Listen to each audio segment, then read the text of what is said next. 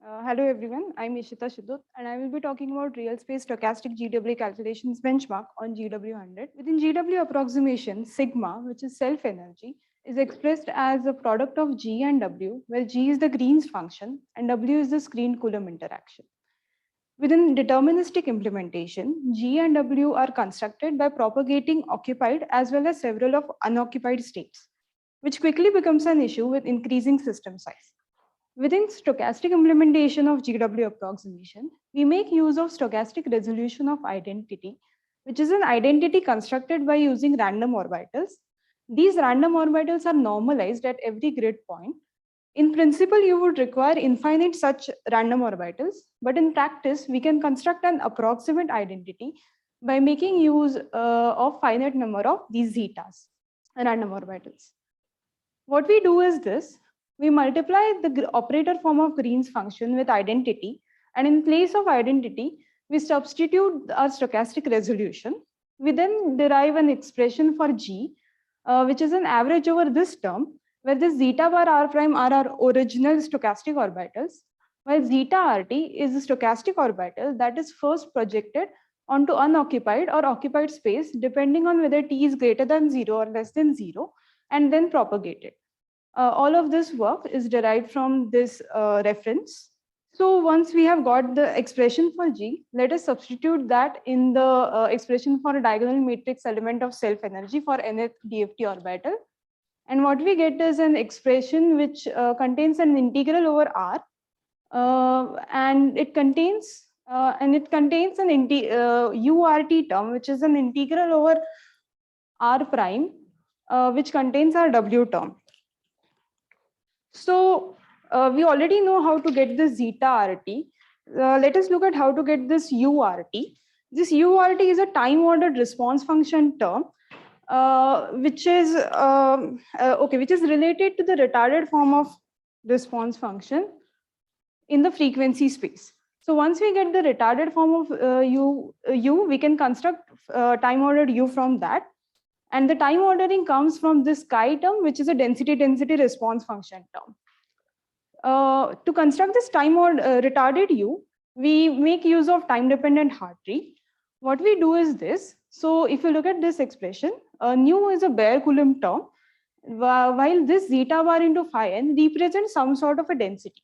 So if we treat this as a density for perturbation, this would be our perturbation potential.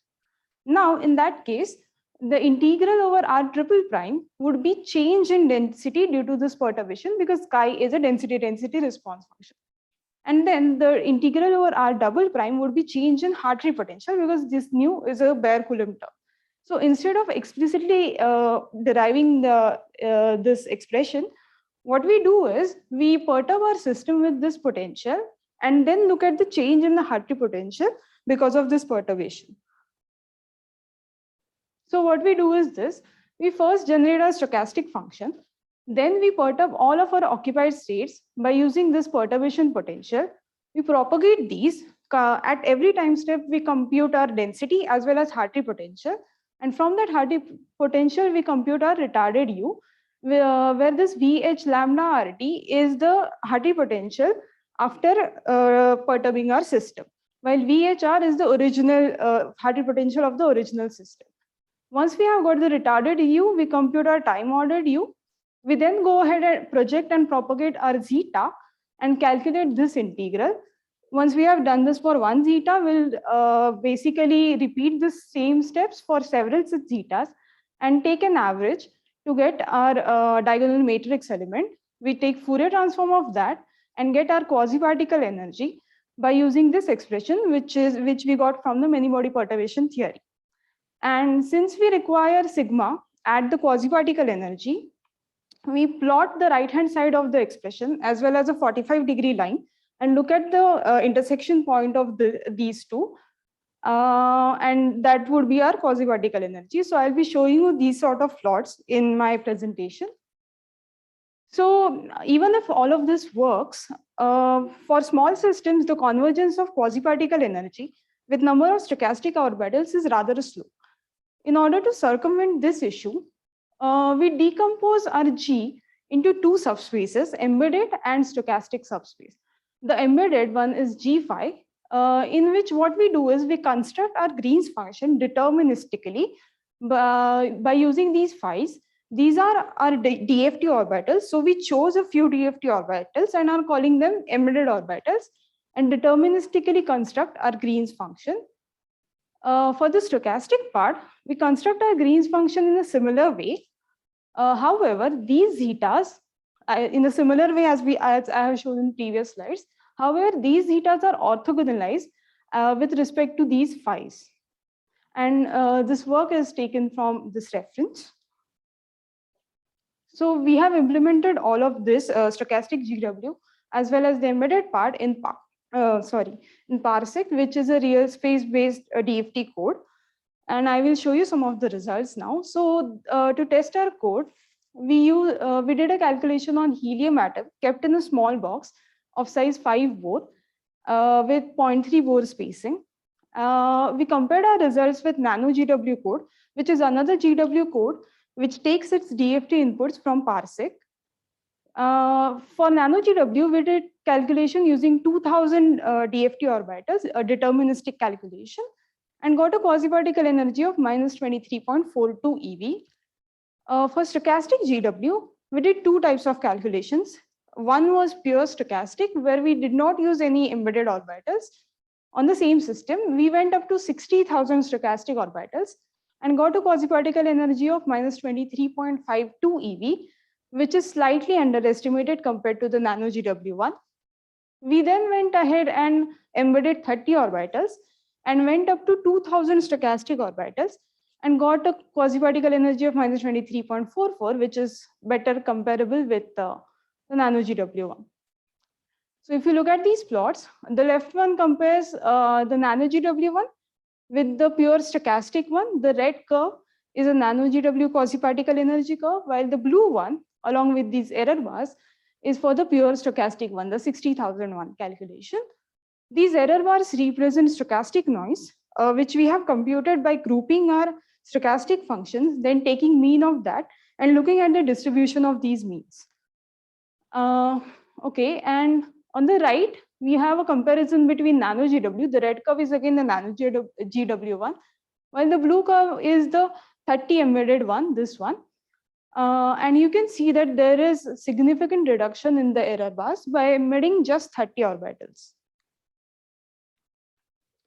Okay, we then went ahead and did calculation on H2 molecule kept in a 20.4 Bohr box. We did first calculation with 30 embedded orbitals, went up to 17,600 stochastic orbitals, and got a quasi-particle energy of minus 16.05 eV, which is underestimated compared to the nano GW1. The plot on the left is the one that you can refer to. We then went ahead and did calculation for 1000 embedded, and the number of stochastic orbitals we used are 10,400 and got a slightly higher quasi-particle energy, minus 15.9 eV. The right hand side plot is the one. So we observed that a lot of our systems gave us similar underestimated quasi-particle energies, but not all of them. Silane, SiH4, actually gave us quasi-particle energy that is comparable with the nano GW1. Silane has a degeneracy at its HOMO level. So the top 3 degenerate states we computed for all of them using 2000 stochastic and 30 embedded orbitals. And the plot you see is an averaged plot. And we got a mean quasi-particle energy of minus 12.29 eV, while the nano GW is minus 12.25 eV.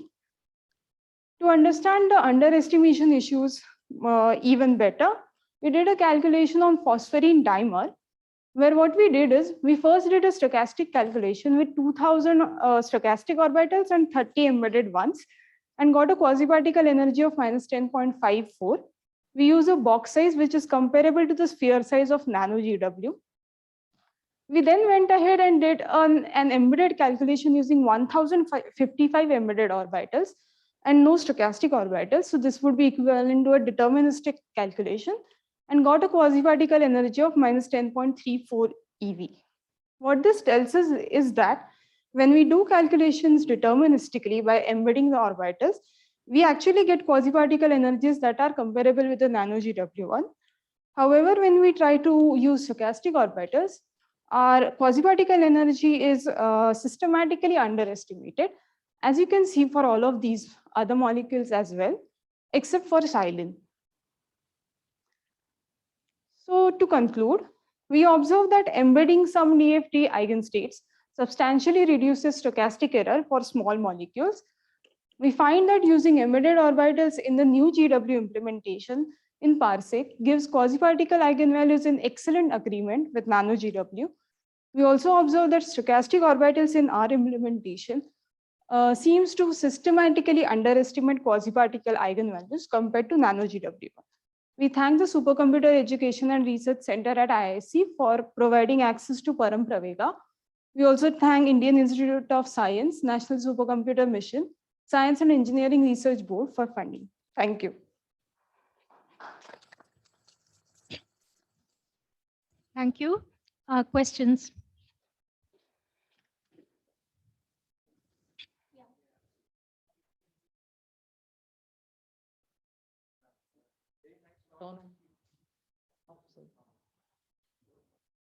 Hear me? Okay. Yeah. Very nice talk. Thank you.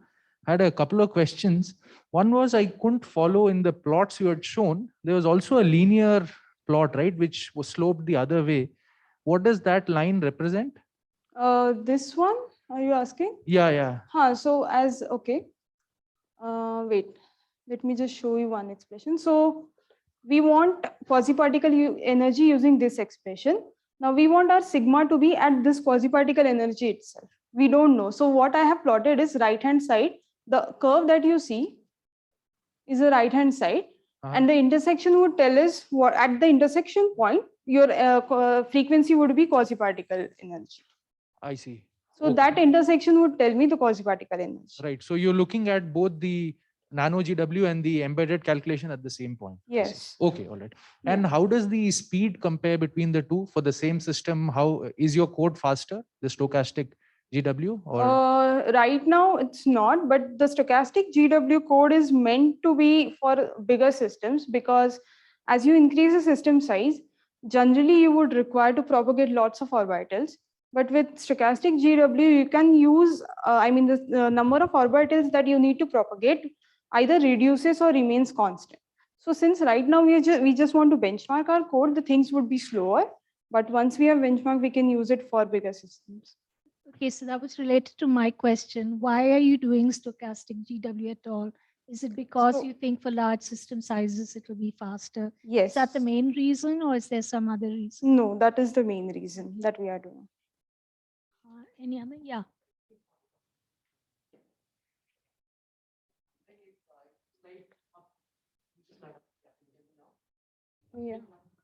Yeah, I was wondering if it can be extended also to periodic systems. Is there any issue with that, or it's straightforward? So right now, all of this works at gamma point because we have to deal with real orbitals right now.